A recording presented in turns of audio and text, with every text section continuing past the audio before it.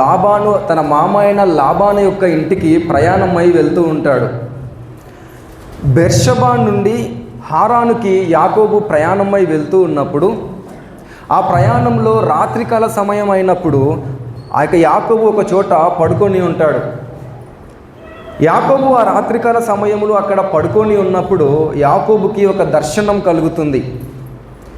ఆ దర్శనం ఏంటి అనే విషయాన్ని మనము ఆదికాండము 28వ అధ్యాయము 12వ వచనంలో మనం ఒకసారి చదవచ్చు.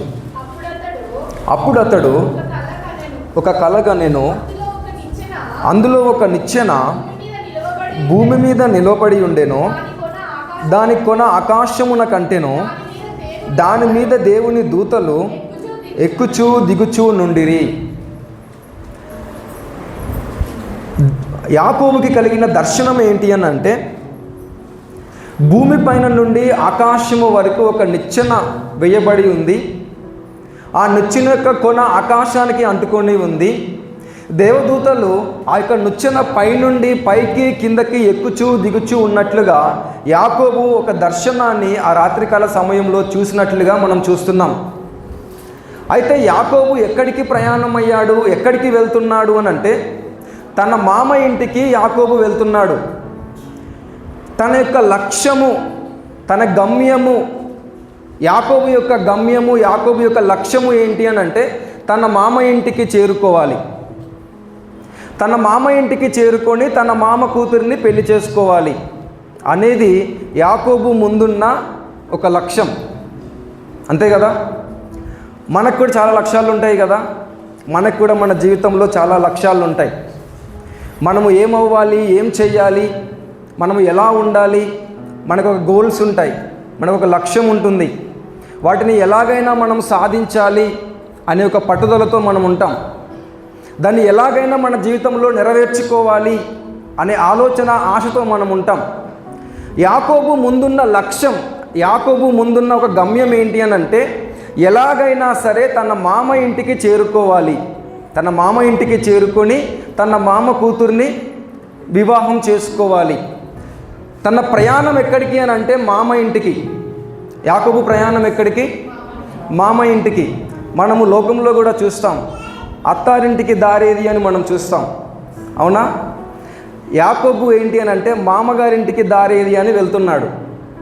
ఆ క్రమంలో దేవుడు యాకోబుకి చూపించిన దర్శనం ఏంటి అని అంటే, పరలోకానికి దారిని దేవుడు యాకోబుకి చూపించాడు. యాకోబు అయితే మామ ఇంటికి దారి వెతుక్కుంటూ మామ ఇంటికి వెళ్ళడానికి ఆలోచిస్తున్నాడు. అదే తన జీవితంలో తన లక్ష్యం అనుకుంటున్నాడు. ఎలాగైనా మామ ఇంటికి వెళ్ళాలి అనే లక్ష్యంతో యాకోబు ప్రయాణమై వెళ్తున్నాడు. కానీ దేవుడు యాకోబుకి ఆ రాత్రికాల సమయంలో చూపించిన దర్శనం ఏంటి అని అంటే, నీకు మరొక గమ్యం ఉంది, నీకు మరొక లక్ష్యం ఉంది. అది ఏంటి అని అంటే పరలోక రాజ్యము. పరలోక రాజ్యము అనేది ఒకటి ఉంది. ఆ పరలోక రాజ్యానికి దారి ఉంది. ఆ దారిని నేను నీకు చూపిస్తాను అని చెప్పి దేవుడు ఆ యొక్క దర్శనాన్ని యాకోబుకు ఇచ్చినట్లుగా మనం చూస్తున్నాం. భూమిపై నుండి ఆకాశానికి ఒక నిచ్చెన వేయబడింది. పరలోక రాజ్యానికి ఒక దారి యాకోబుకి కనపడుతుంది. ఆ యొక్క నిచ్చెన పైనుండి పైకి కిందకి దేవదూతలు ఎక్కుచూ దిగుచూ ఉన్నాయి. పరలోక రాజ్యానికి ఒక దారి యాకోబుకి దేవుడు చూపించాడు. నీ లక్ష్యము, నీ గమ్యము వేరే ఉంది. కానీ దేవుడు నిన్ను ఎన్నుకున్నది దేనికి అని అంటే, పరలోక రాజ్యానికి దేవుడు నిన్ను ఎన్నుకున్నాడు అని చెప్పి యాకోబుతో దేవుడు మాట్లాడుతున్నాడు. దేవుడు ఒక వ్యక్తిని ఎందుకు ఎన్నుకుంటాడు, ఎందుకు ఏర్పరచుకుంటాడు అని అంటే, దేవుని యొక్క రాజ్యము కొరకు దేవుడు ఒక వ్యక్తిని పిలుస్తాడు, ఒక వ్యక్తిని ఏర్పరచుకుంటాడు అని మనం వాక్యంలో చూస్తున్నాం. ఒక వ్యక్తిని దేవుడు పిలవాలి అని అన్నా, ఒక వ్యక్తిని దేవుడు పిలిచాడు అని అన్నా, ఒక వ్యక్తిని దేవుడు ఏర్పాటు చేసుకున్నాడు అని అన్నా, అది దేనికోసము అని అంటే దేవుని యొక్క రాజ్యము కోసము. దేవుని యొక్క రాజ్యము కోసము మాత్రమే దేవుడు ఒక వ్యక్తిని పిలుచుకుంటాడు, ఏర్పాటు చేసుకుంటాడు అని వాక్యం సెలవిస్తుంది. దేవుడు యాకోబుని దేని కొరకు ఏర్పాటు చేసుకున్నాడు? దేవుడు యాకోబుని దేని కొరకు పిలుచుకున్నాడు? యాకోబు పట్ల దేవునికి ఉన్న సంకల్పం ఏంటి అని అంటే, ఆయన చిత్తం ఏంటి అని అంటే పరలోక రాజ్యము. ఆ దర్శనం యొక్క భావము కూడా అదే. అందుకనే యాకోబు నిద్ర మేలుకున్న తర్వాత 17వ వచనములో అతను మాట్లాడుతున్న అంశాన్ని మనం చదవచ్చు. భయపడి ఈ స్థలము ఎంతో భయంకరము, ఇది దేవుని మందిరమే గాని వేరొకటి కాదు, పరలోకపు గవిని ఇదే అని యాకోబు అనుకొనేను అని వాక్యంలో చూస్తున్నాం. ఇది పరలోకపు గవిని అని యాకోబు మాట్లాడుతున్నాడు. యాకోబుకి దేవుడు చూపించిన అంశం ఏంటి అని అంటే, నేను నిన్ను ఏర్పాటు చేసుకున్నాను, నేను నిన్ను పిలుచుకున్నాను. దేని కొరకు అని అంటే పరలోక రాజ్యము కొరకు అని దేవుడు యాకోబుతో మాట్లాడుతున్నాడు. మనం వాక్యంలో కూడా చూస్తాము, దేవుడు మత్తయిని పిలిచినట్లుగా మనం చూస్తాం, దేవుడు పేతురుని పిలిచినట్లుగా మనం చూస్తాం, దేవుడు ఆంద్రియని పిలిచినట్లుగా మనం చూస్తాం, యోహానుని పిలిచినట్లుగా మనం చూస్తాం, యాకోబుని పిలిచినట్లుగా మనం చూస్తాం. దేని కొరకు దేవుడు వీరందరినీ పిలిచాడు? నన్ను వెంబడించి నాతో అలా తిరగండి అని పిలిచాడా? నేను బైబిల్ పట్టుకొని వెళ్తూ ఉంటే నా పక్కన నడుస్తూ నా బైబిల్ మొయ్యండి అనే అంశం కోసం పిలిచాడా? లేకపోతే నేను వెళ్తూ ఉన్నప్పుడు నా వెనకాల నడుచుకుంటూ వచ్చేయండి, అలా తిరుగుతూ ఉందాం మన అందరం కలిసి అని పిలిచాడా?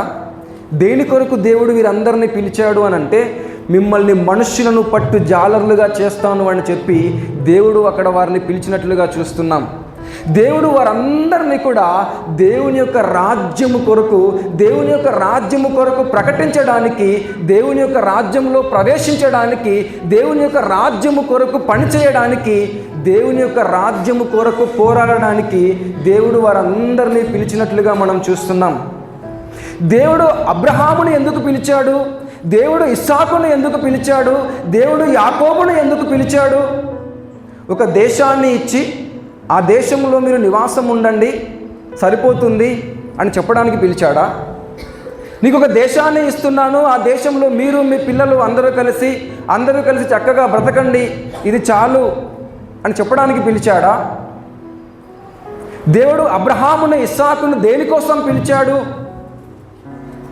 దేవుని యొక్క రాజ్య నిర్మాణం కొరకు దేవుడు అబ్రహాము, ఇస్సాకు, యాకోబులను పిలిచినట్లుగా మనకు వాక్యం సెలవిస్తుంది. ఆ అంశాన్ని మర్చిపోయిన యాకోబు ఈ లోకంలో తన మామ ఇంటికి వెళ్ళడమే లక్ష్యముగా పనిచేస్తూ, తన యొక్క మామ కూతుర్ని పెళ్లి చేసుకోవడమే లక్ష్యముగా ప్రయాణం చేస్తున్న యాకోబుని పిలిచి దేవుడు మాట్లాడుతున్నాడు.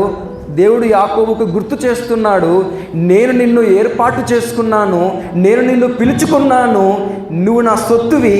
నేను నిన్ను దేని కొరకు పిలుచుకున్నాను అని అంటే, పరలోక రాజ్యము ఒకటి ఉన్నది, ఆ పరలోక రాజ్యము కొరకు నేను నిన్ను ఏర్పాటు చేసుకున్నాను అని దేవుడు యాకోబుతో మాట్లాడుతున్న అంశాన్ని మనం చూస్తున్నాం. హల్లెలూయా. దేవుడు ఒకరిని దేనికి పిలుచుకుంటాడు అని అంటే, దేవుడు ఒకరిని దేని కొరకు ఏర్పాటు చేసుకుంటాడు అని అంటే, మీ అందరినీ దీవించి వదిలేయడానికి కాదు, మీ అందరినీ ఆశీర్వదించి వదిలేయడానికి కాదు. అంతకు మించిన పని ఒకటి ఉన్నది, అంతకు మించిన రాజ్యము ఒకటి ఉన్నది, అదే పరలోక రాజ్యము. ఆ పరలోక రాజ్యములో ప్రవేశించడానికి, ఆ పరలోక రాజ్యము కొరకు ప్రకటించడానికి, ఆ పరలోక రాజ్యము కొరకు పనిచేయడానికి, ఆ రాజ్యము కొరకు పోరాటం చేయడానికి దేవుడు మనందరినీ పిలుచుకున్నాడు అని వాక్యం సెలవిస్తుంది. హల్లెలూయా. మనం 1వ తెస్సలోనిక పత్రికలో 2వ అధ్యాయము 11వ వచనంలో కూడా మనం ఒక మాటను చదవచ్చు. 2వ తెస్సలోనికలకు రాసిన పత్రిక 2వ అధ్యాయము 11వ వచనం. తన రాజ్యమునకును మహిమకును మిమ్మల్ని పిలుచుచున్న దేవునికి తగినట్లుగా మీరు నడుచుకొనవలెను అని చెప్పి అపోస్తలుడైన పౌలు మనందరికీ తెలియచేస్తున్నాడు. దేవుని యొక్క రాజ్యమునకును ఆయన మహిమకును మిమ్మల్ని దేవుడు పిలిచాడు అని చెప్పి వాక్యం సెలవిస్తుంది. దేవుడు దేని కొరకు పిలిచాడు అని అంటే, ఆయన రాజ్యము కొరకు, ఆయన మహిమ కొరకు దేవుడు మనందరినీ పిలిచాడు అని వాక్యం సెలవిస్తుంది. ఇక్కడ కూర్చున్న మీ అందరూ దేని కొరకు ఇక్కడికి పిలువబడ్డారు? మీ అందరినీ దేవుడు దేని కొరకు ఇక్కడ ఏర్పాటు చేశాడు? మీ అందరినీ దేవుడు దేని కొరకు పిలుచుకున్నాడు? దేవుడు పిలిస్తేనే మీరందరూ వచ్చారు, దేవుడు ఏర్పాటు చేసుకుంటేనే మీరందరూ ఇక్కడ కూర్చున్నారు. దేవుడు ఆయన చిత్తము మీ పట్ల ఉంది కాబట్టే ఈ లోకంలో ఎందరో నశించిపోతున్నా, ఈ లోకంలో ఎందరో లోకంలో జీవిస్తున్నా మీరు ఆయన సన్నిధిలో నిలబడి ఉన్నారు అని అంటే ఆయన మీ అందరినీ ఏర్పాటు చేసుకున్నాడు, ఆయన మీ అందరినీ పిలుచుకున్నాడు. దేని కొరకు పిలుచుకున్నాడు అని అంటే ఆదివారము 10 గంటలకి వచ్చి 12 గంటలకి వెళ్ళిపోవడానికి కాదు, ఆరాధన చేసి వెళ్ళిపోవడానికి కాదు, స్తుతించి వెళ్ళిపోవడానికి కాదు, తెల్లబట్టలు వేసుకొని వచ్చి ఇంటికి వెళ్ళిన తర్వాత తీసేసి నల్లబట్టలు వేసుకొని తిరగడానికి కాదు. ఆయన దేని కొరకు మీ అందరినీ పిలుచుకున్నాడు అని అంటే ఆయన రాజ్యము కొరకు, ఆయన మహిమ కొరకు ఆయన మీ అందరినీ ఏర్పాటు చేసుకున్నాడు, ఆయన మీ అందరినీ పిలుచుకున్నాడు అని చెప్పి వాక్యం సెలవిస్తుంది. హల్లెలూయా. మనము హెబ్రీ పత్రికలో కూడా 11వ అధ్యాయంలో మనం అబ్రహాముని గురించి మనం చదువుతాము. హెబ్రీ పత్రిక 11వ అధ్యాయము 9వ వచనంలో మనం ఒక మాటని మనం చదవచ్చు. విశ్వాసమును బట్టి అతడును అతనితో ఆ వాగ్దానమునకు సమాన వారసులైన ఇస్సాకు యాకోబు అనువారును గుడారములలో నివసించుచు అన్యుల దేశములో ఉన్నట్లుగా వాగ్దాతర దేశములో పరవాసులైరి. చూడండి, అబ్రహాము, ఇస్సాకు, యాకోబుల గురించి రాయబడి ఉన్న మాట ఏంటి అని అంటే దేవుడు వారికి ఒక వాగ్దాన దేశాన్ని ఇచ్చినప్పటికీ, కానాను దేశంలో వారు నివాసం ఉంటున్నప్పటికీ, వాగ్దాన దేశంలో వారందరూ వారసులుగా ఉన్నప్పటికీ వారు ఎలా ఉన్నారు అని అంటే పరవాసులుగా, పరదేశులుగా వారు ఆ దేశంలో నివాసం ఉంటున్నారు అని చెప్పి వాక్యం సెలవిస్తుంది. మనము సొంతింట్లో ఎలా ఉంటాము? మనకి ఒక సొంతిల్లు ఉందనుకోండి, ఆ సొంతింట్లో మనం ఎలా ఉంటాము? ఈ ఇల్లు నాదే అన్నట్లుగా ఉంటాం, అవునా? ఈ ఇల్లు నాదే, నా సొంతం అన్నట్లుగా ఉంటాం, ఇంకా నాకు తిరుగులేదు అన్నట్లుగా మనం ఉంటాం, అవునా?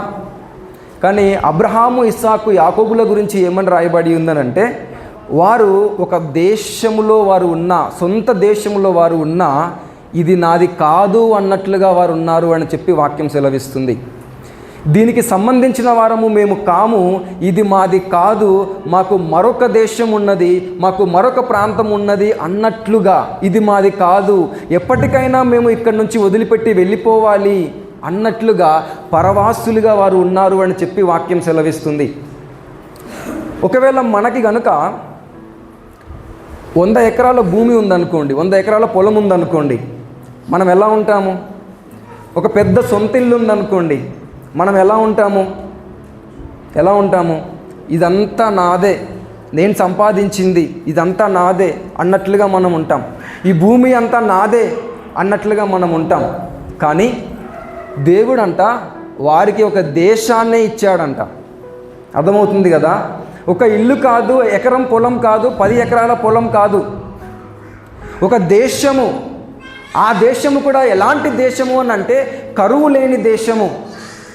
ఆ దేశము సంపన్నమైన దేశము, అది పాలు తేనెలు ప్రవహించే దేశము. ఆ దేశంలో తినడానికి ఆహారము కొరత ఉండదు, ఆ దేశంలో నీరుకి కొరత ఉండదు, ఆ దేశంలో పశువులకి కానీ మనుషులకి కానీ ఏ మాత్రము కూడా కొదవ ఉండదు. సంపన్నమైన దేశము, పాలు తేనెలు ప్రవహించు దేశము. అటువంటి దేశమును దేవుడు వారికి ఇచ్చాడు. అక్కడ కరువు కూడా ఉండదు. అక్కడ పశువులు గడ్డి మేసి ఆహారము తిని కొండలపైకి వెళ్ళి ఆ కొండలపైన ఆ యొక్క పశువులు కూర్చొని ఉన్నప్పుడు ఆ కొండలకి ఆనుకొని ఉన్న ఆ యొక్క కడుపుల నుంచి ఆ యొక్క పాలు అలా కొండలపై నుంచి కారుతూ ఉంటాయంట. తేనె మొత్తం అంతా కూడా నిండిపోయి ఆ కొండలపై నుంచి కారుతూ ఉంటుంది అని అంట. అంటే పశువులకి కూడా అంత సమృద్ధి అయిన ఆహారము, సమృద్ధి అయిన పాలు ఆ దేశంలో దొరుకుతాయి. ఆ దేశంలో తేనె ప్రవహిస్తూ ఉంటుంది, ఆ దేశంలో వ్యవసాయము పండుతూ ఉంటుంది, ఆ దేశంలో బావిలో నీళ్లు ఊరుతూనే ఉంటాయి. అటువంటి గొప్ప దేశములో ఎలాంటి లోటు లేని దేశమును దేవుడు వారికి ఇచ్చినా, అటువంటి ఒక దేశమునే, ఒక ఇల్లు కాదు, ఒక స్థలము కాదు, ఒక భూమి కాదు, ఒక దేశమునే వారికి ఇచ్చిన, ఒక దేశములోనే వారు వారసులుగా ఉన్నా వారు ఎలా జీవిస్తున్నారు అని అంటే ఇది మాది కాదు, మేము ఇక్కడ వారము కాము అన్నట్లుగా వారు జీవిస్తున్నారు అని వారిని గురించి రాయబడి ఉంది. మేము ఏ రోజుకైనా ఈ దేశాన్ని విడిచిపెట్టి వెళ్ళిపోవాల్సిందే, మాకు మరొక స్థలము మాకు నిర్ణయించబడి ఉంది, అదే మా సొంత దేశము అన్నట్లుగా వారు జీవిస్తున్నారు అని వాక్యం సెలవిస్తుంది. మనం 10వ వచనం కూడా చదివినట్లయితే, ఏలయనగా దేవుడు దేనికి శిల్పియు నిర్మాణకుడనై ఉన్నాడో ఆ పునాదులు కలిగిన ఆ పట్టణము కొరకు అబ్రహాము ఎదురు చూచుచుండెను అని చెప్పి వాక్యంలో రాయబడి ఉంది. దేవుడు దేనికి శిల్పియు నిర్మాణకుడనై ఉన్నాడో ఆ పునాదులు కలిగిన ఆ పట్టణము కొరకు అబ్రహాము ఎదురు చూస్తూ ఉన్నాడు. అబ్రహాము దేని కొరకు ఎదురు చూస్తున్నాడు అని అంటే, ఒక దేశాన్ని దేవుడు వారికి ఇచ్చినప్పటికీ మరొక దేశము కోసము అబ్రహాము ఎదురు చూస్తున్నాడు, మరొక పట్టణము కోసము అబ్రహాము ఎదురు చూస్తూ ఉన్నాడు. దేవుడు దేనికి శిల్పియు నిర్మాణకుడునై ఉన్నాడో ఆ యొక్క పునాదులు కలిగిన ఆ యొక్క పరలోక పట్టణము కొరకు అబ్రహాము ఎదురు చూస్తున్నాడు అని చెప్పి వాక్యం సెలవిస్తుంది. హల్లెలూయా. ఆ విధంగా మనం ఉండగలమా? ఆ విధంగా మనం ఉండగలమా? అబ్రహాము గురించి మరింతగా మనం చూసినట్లయితే మనము 16వ వచనంలో కూడా మనం ఒక మాట చదవచ్చు. అయితే వారు మరీ శ్రేష్టమైన దేశమును అనగా పరలోక సంబంధమైన దేశమును కోరుచున్నారు. అందుచేత తాను వారి దేవుడనని అనిపించుకొనుటకు దేవుడు వారిని గురించి సిగ్గుపడడు. ఏలయనగా ఆయన వారి కొరకు ఒక పట్టణమును సిద్ధపరిచి ఉన్నాడు. వారు మరీ శ్రేష్టమైన దేశము కొరకు వారు కనిపెట్టుకొంచు ఉన్నారు. పరలోక సంబంధమైన మరీ శ్రేష్టమైన ఒక దేశము నా కొరకు సిద్ధపరచబడి ఉన్నది అని చెప్పి ఆ శ్రేష్టమైన దేశము కొరకు అబ్రహాము కనిపెట్టుకొనుచున్నాడు అని వాక్యం సెలవిస్తుంది. ఆ పునాదులు కలిగిన ఆ పట్టణము కొరకు మేము పిలువబడి ఉన్నాము, ఆ పట్టణము కొరకు మేము ఎదురు చూస్తున్నాము అని అబ్రహాము తెలియచేస్తున్నాడు. అబ్రహాము దేని కొరకు పిలువబడ్డాడు? అబ్రహాము దేని కొరకు ఏర్పరచబడ్డాడు అని అంటే, ఆ పునాదులు కలిగిన ఆ పరలోక పట్టణము కొరకు అబ్రహాము పిలువబడ్డాడు, అబ్రహాము ఏర్పరచబడ్డాడు అని చెప్పి వాక్యం మనందరికీ తెలియచేస్తుంది. మనము దేని కొరకు పిలువబడ్డాము అని అంటే, ఆ పరలోక పట్టణము కొరకు. దేవుడు అబ్రహాము, ఇస్సాకు, యాకోబును దేని కొరకు పిలుచుకున్నాడు అని అంటే, ఆ పరలోక రాజ్యము కొరకు. దేవుడు శిష్యులను దేని కొరకు పిలుచుకున్నాడు అని అంటే, ఆ పరలోక రాజ్యము కొరకు. ప్రభువైన యేసు క్రీస్తు దేని కొరకు ఈ లోకానికి వచ్చాడు అని అంటే, ఆ పరలోక రాజ్యము కొరకు. ఆయన ఈ లోకానికి వచ్చి ఆయన దేని కొరకు సిలువలో మరణించాడు అని అంటే, ఆ పరలోక రాజ్యము కొరకు. ఆయన ఈ లోకంలో దేని కొరకు శ్రమలు అనుభవించాడు అని అంటే, ఆ పరలోక రాజ్యము కొరకు. ప్రభువైన యేసు క్రీస్తు ఆయన జీవిత కాలములో ఆయన దేని కొరకు ప్రకటించాడు అని అంటే, ఆ పరలోక రాజ్యము కొరకు. ప్రభువైన యేసు క్రీస్తు పరలోక రాజ్యము కొరకు ఈ లోకంలో జన్మించాడు. ఆ పరలోక రాజ్యము కొరకు ఆయన ప్రకటించాడు. ఆ పరలోక రాజ్యమును మనందరికీ ఇవ్వడానికి, ఆ పరలోక రాజ్యములో మనందరినీ ప్రవేశింపజేయడానికి, ఆ పరలోక రాజ్యానికి తీసుకొని వెళ్ళడానికి మన కొరకు ఆయన సిలువలో మరణించి ఆయన 3వ రోజు తిరిగి లేచాడు అని వాక్యం సెలవిస్తుంది. ఆయన ప్రవక్తలను దేని కొరకు లేపాడు అని అంటే, పరలోక రాజ్యమును ప్రకటించడానికి. ఆయన ప్రవక్తలను దేని కొరకు పిలిచాడు అని అంటే, పరలోక రాజ్యము కొరకు. ఆయన అపోస్తులను దేని కొరకు పిలిచాడు అని అంటే, పరలోక రాజ్యము కొరకు. ఆయన శిష్యులను దేని కొరకు పిలిచాడు అని అంటే, పరలోక రాజ్యము కొరకు. ఆయన సంఘమును దేని కొరకు స్థాపించాడు అని అంటే, ఆ పరలోక రాజ్యము కొరకు ఆయన ఈ లోకంలో సంఘాన్ని స్థాపించాడు అని వాక్యం సెలవిస్తుంది. ఆ పరలోక రాజ్యము అనేది ఒకటి ఉన్నది. ఆ రాజ్యంలో నేను ప్రవేశించాలి అనే ఒక నిరీక్షణతో ఈ లోకంలో మనుషులు జీవించాలి అని చెప్పి వాక్యం సెలవిస్తుంది. మీరందరూ కూడా ఒకసారి ఏలియాని చూడండి. ఏలియా అనే ప్రవక్త ఆకాశము నుండి అగ్ని కురిపించిన ప్రవక్త, ఆకాశము నుండి వర్షమును కురిపించిన ప్రవక్త. వర్షము కురవమంటే కురిసింది, ఆగిపోమంటే ఆగిపోయింది. అగ్ని కురవమంటే ఆకాశం నుండి అగ్ని కురిసింది.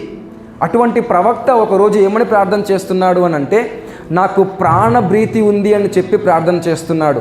యెజెబెలు రాణి తనను చంపడానికి చూస్తున్నప్పుడు నాకు ప్రాణభీతి కలిగింది అని చెప్పి ఒక చెట్టు కింద కూర్చొని ప్రార్థన చేస్తున్నట్లుగా మనం చూస్తున్నాం. ప్రాణ భయముతో ఏలియా ప్రార్థన చేస్తున్నట్లుగా మనం చూస్తున్నాం. కానీ అపోస్తుడైన పౌలు ఏమంటాడు అని అంటే, బ్రతుకుట ఆయన క్రీస్తే, చావైనా అది నాకు లాభమే అని అంటాడు. కారణం ఏంటి? ఆ తేడా ఏంటి అని అంటే, పాత నిబంధనకి కొత్త నిబంధనకి ఆ తేడా ఏంటి అని అంటే నిరీక్షణ. మరణము తర్వాత మరొక జీవితం ఉంది అనే నిరీక్షణ ప్రభువైన యేసు క్రీస్తు మనందరికీ ఇచ్చాడు. ప్రభువైన యేసు క్రీస్తు ఆ యొక్క నిరీక్షణను ఈ లోకంలో ప్రకటించాడు. మరణాన్ని లెక్క చేయని వారిని ఈ లోకంలో ప్రభువైన యేసు క్రీస్తు ఆయన మరణము వలన లేపాడు. అందుకని అపోస్తుడైన పౌలు ప్రకటిస్తున్నాడు, చావైనా బ్రతుకైనా అది క్రీస్తే, నాకు ఏదైనా లాభమే అని పౌలు ప్రకటిస్తున్నాడు. దేని కొరకు అని అంటే, ఈ లోకంలో నేను మరణించినా అది నాకు లాభమే. ఎందుకు అని అంటే, మరీ శ్రేష్టమైన పట్టణం ఒకటి ఉంది, మరీ శ్రేష్టమైన లోకం ఒకటి ఉంది, మరీ శ్రేష్టమైన దేశము ఒకటి నాకు ఉంది. అదే నా సొంత దేశము, అదే నా సొంత ఇల్లు, అక్కడ నాకు మరీ శ్రేష్టమైన ఒక లోకం ఉన్నది అని చెప్పి భక్తులు మనందరికీ తెలియచేస్తున్నారు. అదే విషయాన్ని ప్రభువైన యేసు క్రీస్తు ఈ లోకంలో ప్రకటించినట్లుగా మనం చూస్తున్నాం. అబ్రహాము, ఇస్సాకు, యాకోబులు కూడా ఆ మరీ శ్రేష్టమైన ఆ యొక్క పరలోక పట్టణము కొరకు వారు ఎదురు చూచినట్లుగా మనకు వాక్యం సెలవిస్తుంది. యాకోబు పెళ్లి చేసుకోవడానికి ఎదురు చూస్తున్నాడు. కానీ దేవుడు అంటున్నాడు, పెళ్లి చేసుకోవడానికి ఎదురు చూడాల్సిన అవసరం లేదు, ఆ సమయం వచ్చినప్పుడు అది జరిగిపోతుంది. అంతే కదా. లోకంలో కూడా ఒక సామెత ఉంటుంది, కళ్యాణం వచ్చినా కక్కొచ్చినా ఎవరు ఆపలేరు అని చెప్పి. దాని కొరకు ఎందుకు నువ్వు పరిగెడుతున్నావు, దాని కొరకు ఎందుకు ఆలోచిస్తున్నావు అని దేవుడు యాకోబుతో మాట్లాడుతున్నాడు. నువ్వు దేని కొరకు ఆలోచించాలి అని అంటే, ఆ యొక్క పరలోక రాజ్యము కొరకు నువ్వు ఆలోచించాలి. పరలోక రాజ్యము ఒకటి ఉన్నది, ఆ పరలోక రాజ్యము కొరకు నువ్వు పోరాడాలి, ఆ పరలోక రాజ్యమును నువ్వు సంపాదించుకోవాలి అని దేవుడు యాకోబుతో మాట్లాడుతున్నట్లుగా మనం చూస్తున్నాం. హల్లెలూయా. మనందరి ముందు ఉన్న లక్ష్యం ఏంటి అని అంటే పరలోక రాజ్యము. మనందరి కొరకు దేవుడు ఏర్పరిచిన శ్రేష్టమైనది ఏదైనా ఉంది అని అంటే అది పరలోక రాజ్యము. ఈ పరలోక రాజ్యము ఆశీర్వాదాల కంటే గొప్పది. ఈ పరలోక రాజ్యము దీవెనల కంటే గొప్పది. ఈ పరలోక రాజ్యము ప్రవచన వరము కంటే గొప్పది. ఈ పరలోక రాజ్యము భాషల వరము కంటే గొప్పది. ఈ యొక్క పరలోక రాజ్యము అన్ని వరముల కంటే, అన్ని తలాంతుల కంటే గొప్పది. ఈ పరలోక రాజ్యము ఈ లోకములో ఉన్న సమస్తమైన శ్రేష్టమైన వాటి కంటే ఈ పరలోక రాజ్యము గొప్పది అని వాక్యం సెలవిస్తుంది. శాశ్వతమైనది ఈ లోకంలో ఏదైనా ఉంది అని అంటే అది పరలోక రాజ్యము అని వాక్యం సెలవిస్తుంది. మరీ శ్రేష్టమైన దాని కొరకు అబ్రహాము, ఇస్సాకు, యాకోబులు ఎదురు చూస్తున్నారు అని వాక్యం సెలవిస్తుంది. మనము దేని కొరకు ఎదురు చూడాలి అని అంటే మరీ శ్రేష్టమైన దాని కొరకు మనం ఎదురు చూడాలి. అవునా? లేకపోతే తాత్కాలికమైన వాటి కోసం మనం ఎదురు చూడాలా? ఈరోజు ఉండి రేపు మాయమైపోయే దానికోసం మనం ఎదురు చూడాలా? ఈరోజు ఉండి రేపు కనిపించిన దానికోసం మనం ఎదురు చూడాలా? మనము దేని కొరకు ఎదురు చూడాలి అని అంటే ఈ ప్రపంచంలో, ఈ లోకంలో అసలు దానికి మించినది ఇంకొకటి లేదు అనే అంశము కోసం మనం ఎదురు చూడాలి. అది ఏంటి అని అంటే దేవుని యొక్క రాజ్యము అని వాక్యం సెలవిస్తుంది. ఆ దేవుని యొక్క రాజ్యము మాత్రమే గొప్పది. ఆ రాజ్యము కొరకు మాత్రమే కనిపెట్టుకొని ఉండండి అని వాక్యం సెలవిస్తుంది. ఈరోజు మీ అందరు ఇక్కడ కూర్చున్నారు అని అంటే దేవుని యొక్క రాజ్యము కొరకు దేవుడు మీ అందరినీ కూడా పిలుచుకున్నాడు, ఏర్పాటు చేసుకున్నాడు అని వాక్యం సెలవిస్తుంది. అంతేకాని మరొక దాని కొరకు మాత్రం కాదు, పరలోక రాజ్యము కొరకు మాత్రమే దేవుడు మనందరిని ఏర్పాటు చేసుకున్నాడు అని వాక్యం సెలవిస్తుంది. మనము మరింతగా ముందుకెళ్ళినట్లయితే మత్తయి సువార్త 19వ అధ్యాయంలో మనము ఒక యవనస్తుడిని మనం చూస్తాం. మత్తయి సువార్త 19వ అధ్యాయంలో ఒక యవనస్తుడు కనిపిస్తాడు. ఆ యవనస్తుడు ప్రభువైన యేసుక్రీస్తు దగ్గరికి వచ్చి ప్రభువైన యేసుక్రీస్తుతో ఆ యవనస్తుడు మాట్లాడుతున్నట్లుగా మనం చూస్తాం. ఆ యొక్క యవనస్తుడు వచ్చి ప్రభువైన యేసుక్రీస్తుని ఏమని అడుగుతున్నాడు అని అంటే, బోధకుడా, నిత్య జీవము పొందాలి అని అంటే నేను ఏ కార్యము చేయాలి అని చెప్పి ఆ యొక్క యవనస్తుడు అడుగుతున్నట్లుగా మనం చూస్తున్నాం. ఆ యవనస్తుడికి వచ్చిన ఆలోచన ఏంటి అని అంటే, నిత్య జీవాన్ని పొందాలి అని అంటే నేనేం చేయాలి, అంటే పరలోక రాజ్యాన్ని పొందాలి అని అంటే నేనేం చెయ్యాలి.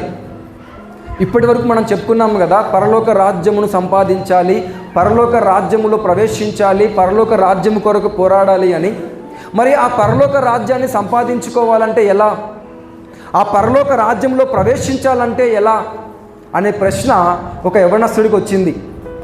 ఆ యవనస్తుడు ప్రభువైన యేసుక్రీస్తు ప్రభు దగ్గరికి వచ్చి, బోధకుడా, పరలోక రాజ్యం గురించి నువ్వు ప్రకటిస్తున్నావు కదా, పరలోక రాజ్యంలో ప్రవేశించాలి అని చెబుతున్నావు కదా, ఆ పరలోక రాజ్యము గొప్పది అని చెబుతున్నావు కదా, ఆ పరలోక రాజ్యము శాశ్వతమైనది అని చెబుతున్నావు కదా, మరి ఆ పరలోక రాజ్యములో నేను ప్రవేశించాలనుకుంటున్నాను, ఆ పరలోక రాజ్యములో నేను ప్రవేశించాలి అని అంటే మరి నేను ఏం చెయ్యాలి అని ఆ యవనస్తుడు ప్రభువైన యేసుక్రీస్తుని అడిగినట్లుగా మనం చూస్తాం.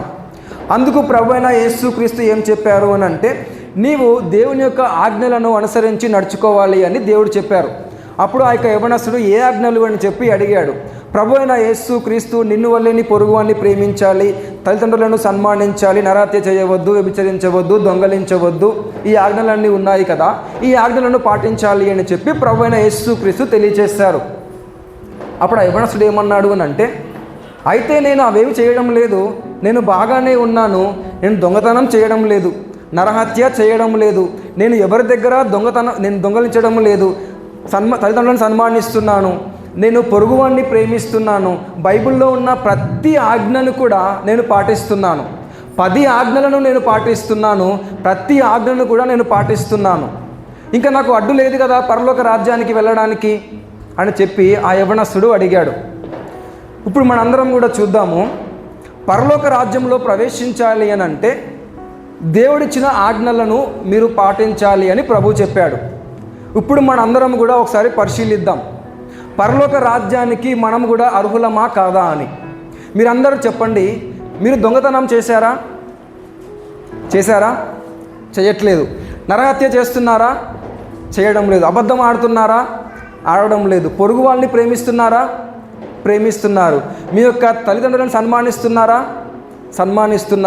10 ఆజ్ఞలను పాటిస్తున్నారు. అయితే ఇంకా మీకు అడ్డు లేదు కదా పరలోక రాజ్యానికి వెళ్ళిపోవడానికి.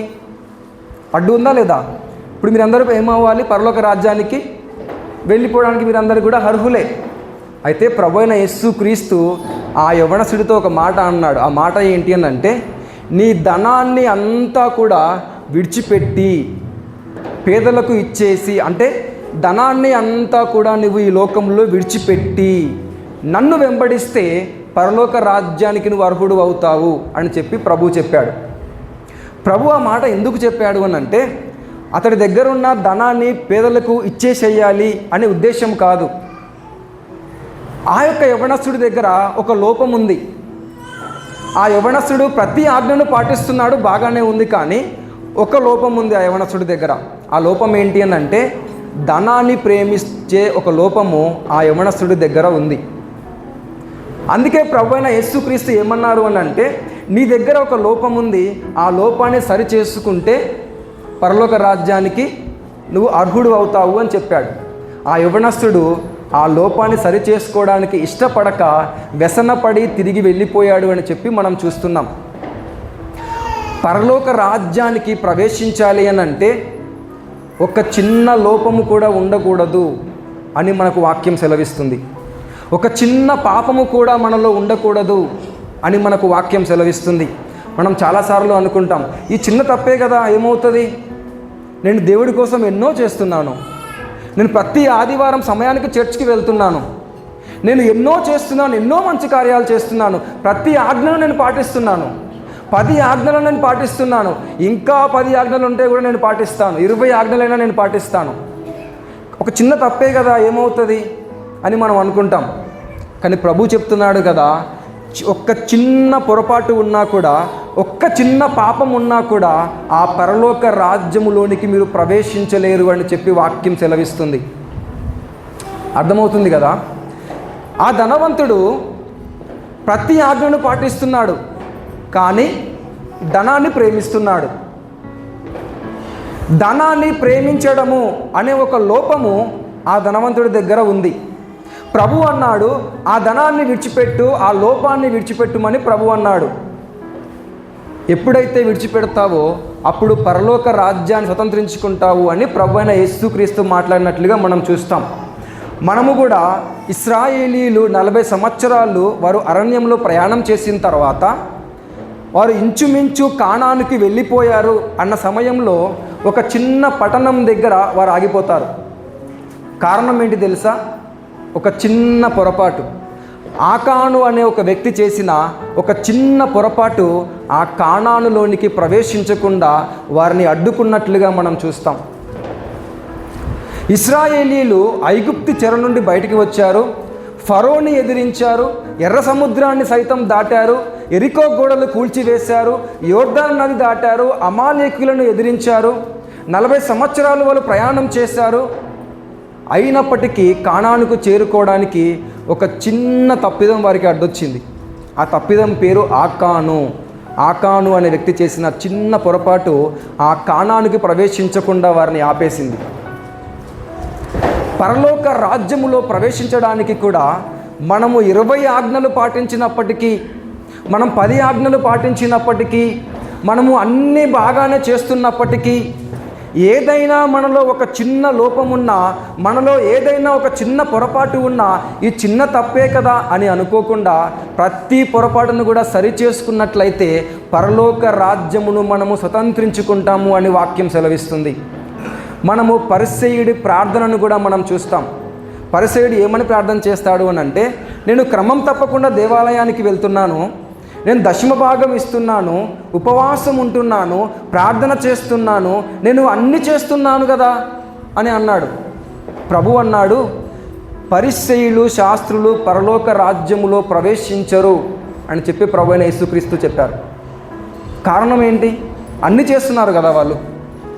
దశమ భాగం ఇస్తున్నారు, ఉపవాసం ఉంటున్నారు, ప్రార్థన చేస్తున్నారు, మందిరానికి వెళ్తున్నారు, అన్నీ చేస్తున్నారు.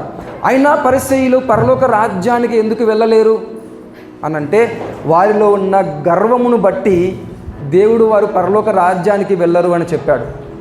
అన్నీ చేస్తున్నాను కదా, ఒక చిన్న గర్వమే కదా అనుకుంటే సరిపోదు. ప్రతి చిన్న పొరపాటుని కూడా సరిచేసుకున్నప్పుడే పరలోక రాజ్యానికి వారసులం అవుతాము అని వాక్యం సెలవిస్తుంది. ధనవంతుడు అనుకుంటున్నాడు, నేను అన్ని పాటిస్తున్నాను, పరలోక రాజ్యానికి వెళ్ళిపోతాను అన్నాడు. ప్రభు అయిన యేసుక్రీస్తు ఏమన్నాడు అని అంటే, ఒంటే సూది బెజ్జముల్లో దూరడము కంటే ఈ యొక్క ధనవంతుడు పరలోక రాజ్యములో ప్రవేశించడము అది దుర్లభము అని ప్రభు అయిన యేసుక్రీస్తు సెలవిచ్చినట్లుగా మనం చూస్తున్నాం. హల్లెలూయా.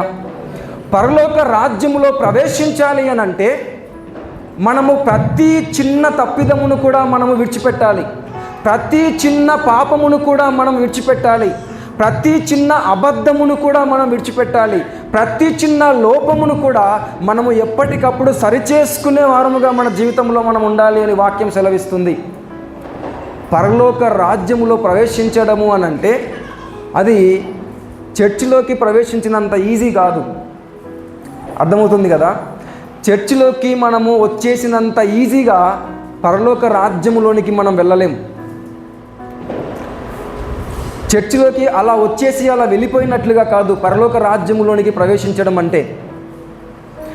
పరలోక రాజ్యములోనికి ప్రవేశించాలి అని అంటే మనల్ని మనము పూర్తిగా తగ్గించుకొని ప్రతి అంశంలో దేవుడిని హెచ్చిస్తూ ప్రతి చిన్న పొరపాటుని కూడా మనం సరిచేసుకునే వారంగా ఉండాలి. ఇక్కడ సినిమాలు చూసేవాళ్ళు ఎవరైనా ఉన్నారా? సినిమా థియేటర్లో కాకపోయినా కనీసం యూట్యూబ్లో అన్నా సినిమా చూసేవారు ఉన్నారా? ఉన్నారు కదా. మీరు ఏమనుకుంటారు అని అంటే, సినిమా చూసే తప్పేంటి అనుకుంటారు. అవునా? సినిమా చూసే తప్పేంటి అనుకుంటారు. సీరియల్ చూసే వాళ్ళు ఉన్నారా ఇక్కడ? సీరియల్ చూసే తప్పేంటి, పరలోక రాజ్యానికి వెళ్ళాలి అంటే సీరియల్ చూడకూడదా అని అనుకుంటారు. ఇన్స్టాగ్రామ్లో రీల్స్ చూస్తున్నారా? మంచి మంచి రీల్స్ చూస్తున్నారా? పొద్దున్న నుండి సాయంత్రం వరకు చూస్తున్నారా? చిన్న ఇన్స్టాగ్రామ్లో రీల్స్ చూసే తప్పేంటి అని అనుకుంటారు, అవునా? కానీ ఆ చిన్న చిన్నవే మన ఆత్మీయ జీవితంలో మనల్ని పట్టుకొని కిందకి లాగేస్తాయి. ఆ చిన్న చిన్న పొరపాట్లే మనల్ని ఈ లోకంలోనికి నడిపిస్తాయి. అవి ఎందుకు పొరపాటు, ఎందుకు తప్పు అని అంటే, అవి మనల్ని దేవుడిలోకి నడిపిస్తే మంచిదే, కానీ అవి మనల్ని ఎక్కడ నడిపిస్తాయి? ఈ లోకంలోనికి నడిపిస్తాయి. కనుక ఆ చిన్న చిన్నవి కూడా దేవుడి నుండి మనల్ని దూరం చేస్తాయి, వాక్యము నుండి మనల్ని దూరం చేస్తాయి. కనుక అవి కూడా మనకి పరలోక రాజ్యంలో ప్రవేశించడానికి అవి ఆటంకముగా ఉంటాయి అని చెప్పి మనం తెలుసుకోవాలి. పేతురు ప్రభువైన యేసుక్రీస్తుని అడుగుతున్నాడు కదా, ప్రభువా, మరి మేమైతే సమస్తాన్ని విడిచిపెట్టి నిన్ను వెంబడిస్తున్నాం. ధనవంతుడైతే ధనాన్ని విడిచిపెట్టి వెంబడించడానికి అభ్యంతరం పడ్డాడు, కానీ మేమైతే సమస్తాన్ని విడిచిపెట్టి నిన్ను వెంబడిస్తున్నాము. మరి మాకు ఏమి దక్కుతుంది, మేము ఏం సంపాదించుకుంటాము అని పేతురు అడుగుతున్నట్లుగా మనం మత్తయి సువార్తలోనే మనం చూడవచ్చు. మత్తయి సువార్త 19వ అధ్యాయము 27వ వచనం. పేతురు, ఇదిగో మేము సమస్తమును విడిచిపెట్టి నిన్ను వెంబడించితిమని గనుక మాకేమి దొరుకునని ఆయనను అడగగా, యేసు వారితో ఇట్లా, నేను ప్రపంచ పునర్జనమునందు మనుష్య కుమారుడు తన మహిమగల సింహాసనము మీద ఆసీనుడై ఉన్నప్పుడు వెంబడించిన మీరును 12 సింహాసనముల మీద ఆసీనులై ఇశ్రాయేలీయుల 12 గోత్రముల వారికి మీరు తీర్పు తీర్చుదురు. తర్వాత, నా నామము నిమిత్తము అన్నదమ్ములనైనను అక్కా చెల్లెలనైనను తండ్రినైనను తల్లినైనను పిల్లలనైనను భూములనైనను ఇండ్లనైనను విడిచిపెట్టిన ప్రతి వాడును 100 రెట్లు పొందునని వాక్యము సెలవిస్తుంది. పేతురుతో దేవుడు ఏమని మాట్లాడుతున్నారు అని అంటే, ప్రభు, మీరు సమస్తాన్ని విడిచిపెట్టి నన్ను వెంబడించారు గనక 12 సింహాసనముల మీద పరలోక రాజ్యములో మీరు ఆసీనులయ్యి 12 గోత్రములైన ఇశ్రాయేలు వారికి మీరు తీర్పు తీరుస్తారు అని చెప్పి ప్రభువైన యేసు క్రీస్తు పేతురుతో చెప్తున్న అంశాన్ని మనం గమనించవచ్చు. సమస్తాన్ని మీరు విడిచిపెట్టి ప్రభువైన యేసు క్రీస్తుని వెంబడించారు గనక మీకు పరలోక రాజ్యములో 12 సింహాసనముల మీద మీరు ఆసీనులవుతారు, మీకు 12 సింహాసనములు పరలోక రాజ్యములో ఉంటాయి అని ప్రభువైన యేసు క్రీస్తు చెబుతున్న అంశాన్ని మనం చూస్తున్నాము. ఈ లోకంలో ఆస్తులనైనను భూములనైనను అన్నదమ్ములనైనను అక్కాచెల్లెలనైనను తల్లినో తండ్రినైనను ప్రతి వాడిని కూడా విడిచిపెట్టి ప్రభువైన యేసుక్రీస్తుని వెంబడించిన వారు పరలోక రాజ్యములో గనులుగా ఉంటారు, అంతకి రెట్టింపుగా సంపాదించుకుంటారు అని చెప్పి వాక్యం సెలవిస్తుంది. మీరు మీ కుటుంబ సభ్యులన్నీ విడిచిపెట్టేయండి అనేది వాక్యం కాదు. వారి కంటే కూడా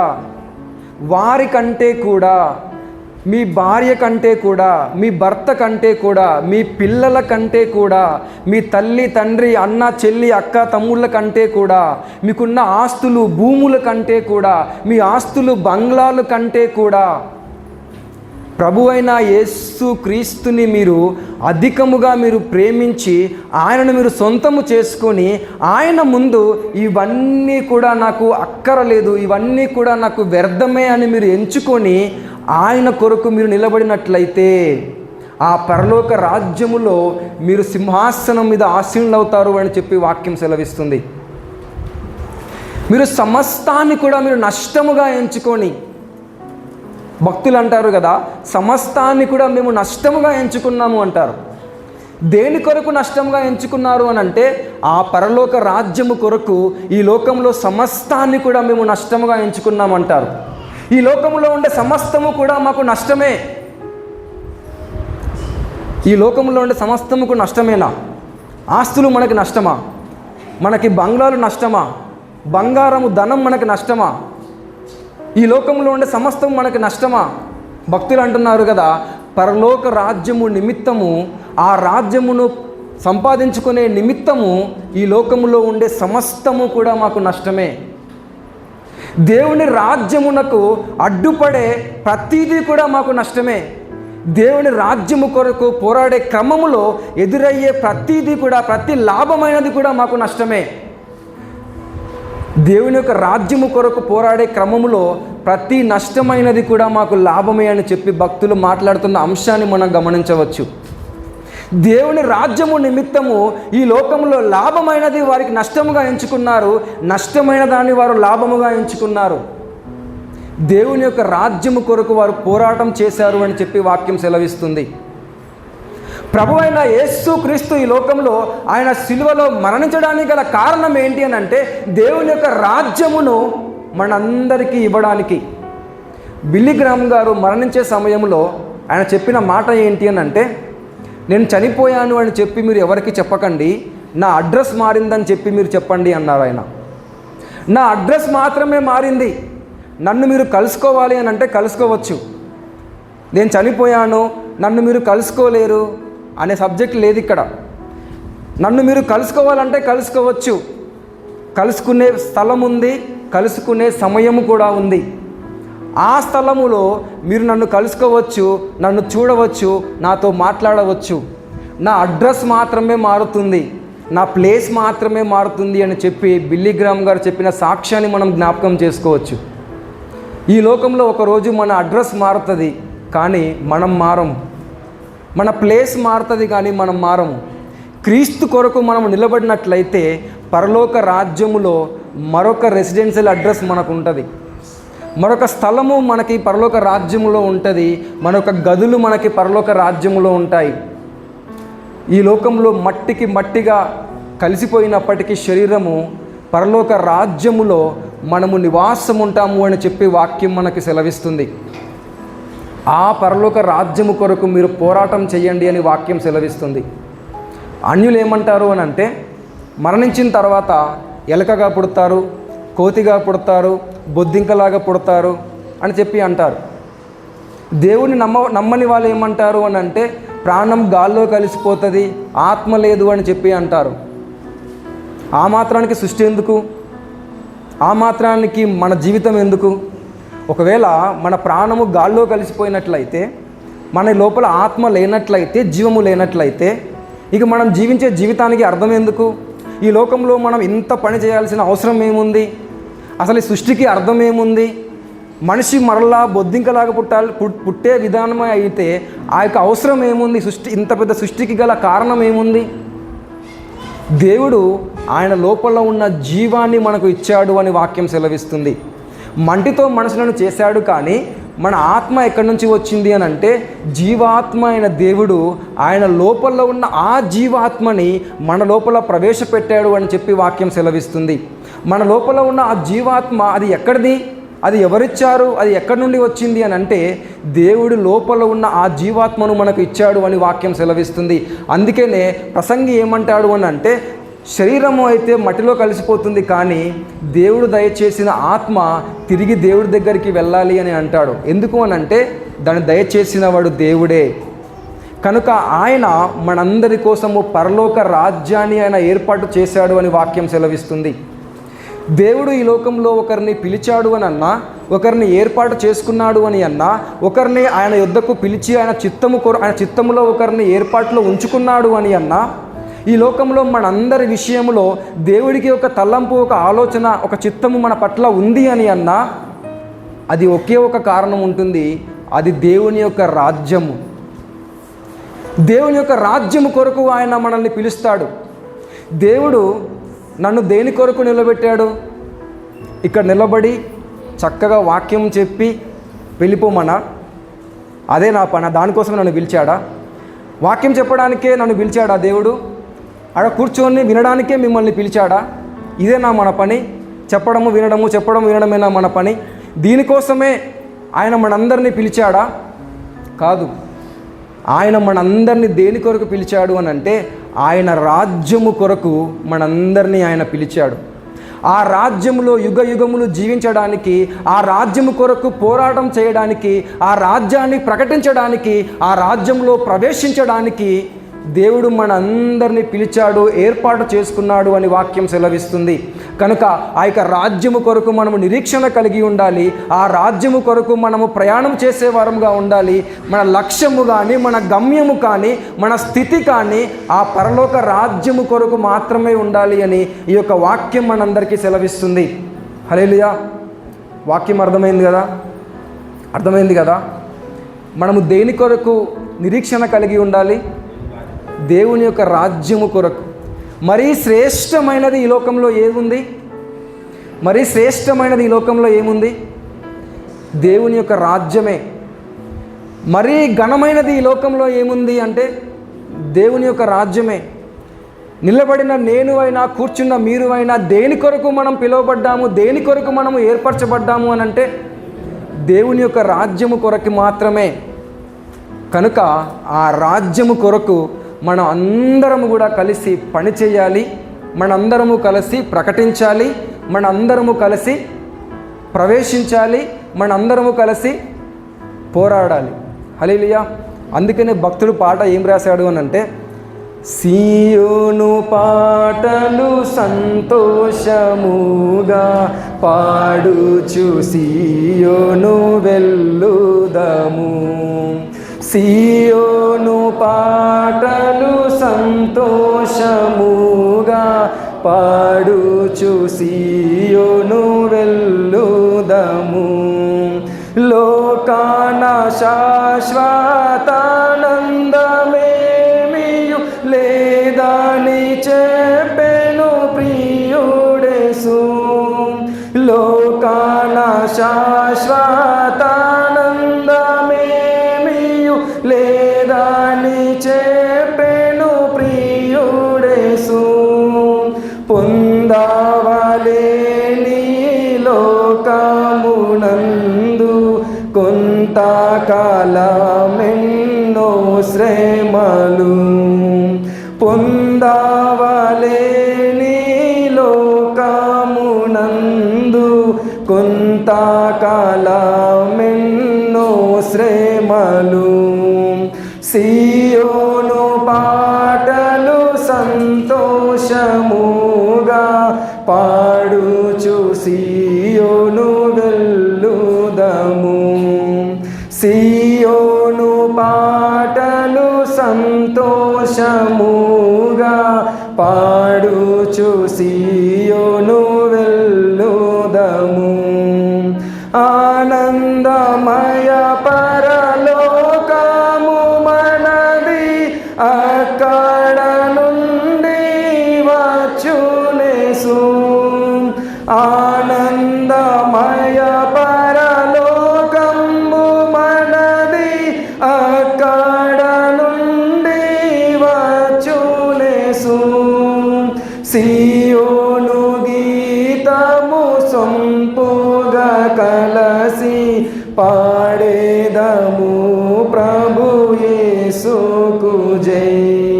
సీయోను గీతము సొంపుగా కలసి పాడేదము ప్రభు యేసుకు జై. సీయోను పాటలు సంతోషముగా పాడుచు సీయోను వెళ్ళుదము. సీయోను పాటలు సంతోషముగా పాడుచు సీయోను వెళ్ళుదము. దేవుడికి మహిమ కలిగిన గాక. మనందరము కూడా ఆ యొక్క సియోనులో కలుసుకోవాలి. అవునా? ఎక్కడ కలుసుకోవాలి? సియోనులో మనందరం ఒకరోజు కలుసుకోవాలి. ఒకరు 20 ఏళ్ళు బతకొచ్చు, ఒకరు 30 ఏళ్ళు బ్రతకొచ్చు, ఒకరు 10 సంవత్సరాలే బతకొచ్చు. ఈ లోకంలో ఎన్ని సంవత్సరాలు బతికినా యుగయుగాలు మనం ఎక్కడ బతుకుంటాము? పరలోక రాజ్యములో. ఆ రాజ్యములో మనందరము ఒకరోజు మరలా కలుసుకుంటాము అనే నిరీక్షణను ప్రభువైన యేసు క్రీస్తు ఆయన కల్వరి శిలువలో మనందరికీ ఇచ్చాడు అని వాక్యం సెలవిస్తుంది. అవును కదా? కనుక మరలా మనము మరొకసారి ఇక్కడ కలుసుకుందాము. లేదు అని అంటే సియోనులో కలుసుకుందాము. దేవుడి మాటలు దీవించును గాక. ఆమేన్.